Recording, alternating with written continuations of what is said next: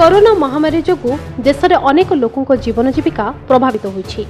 राज्य सरकार प्रवासी को राज्य को फेराई आने को विभिन्न पंथा आपणेले हेले एबे भी बाहर राज्य में फसी रहिछंती प्रवासी ओडिया। कामधंदा अभाव रे भोक उपास तमिलनाडुर तानसाई सिटी रे फसी रहिछंती रायगड़ा जिल्लार 12 जन श्रमिक। सेमानंक मध्यरे 10 जन पुरुष थिबा बेले 2 जन महिला श्रमिक रहिछंती। गत 6 मास तले रायगड़ा जिल्लार अंबादला और कलाहांडी जिल्लार श्रमिक माने तमिलनाडु राज्य रे थिबा एक इटा फैक्ट्री रे दादन खटिबाकू जाइथिले। तेबे लॉकडाउन जोगु इटा कंपनी बंद होई गेला। श्रमिक माने घरे हाथ बांधी बसिबारु संचय रखिथिबा टंका मध्य सरीबाकू बसिलानी। फलरे सेमाने भोक उपास रे दिन अतिबाहित करिसंती। एभली परिस्थिति रे राज्य सरकारक निकटरे आकुल निवेदन करिसंती प्रवासी श्रमिक।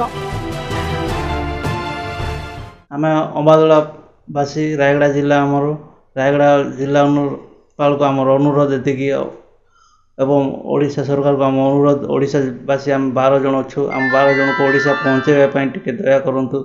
आमको जमीती हेले भी नेबाक चेष्टा करंतु। आमको 2 मास हो गला खाया पीवा असुविधा, ट्रेन सुविधा ना, बस सुविधा ना, किसी सुविधा भी ना। एठी बड़ असुविधा अच्छु।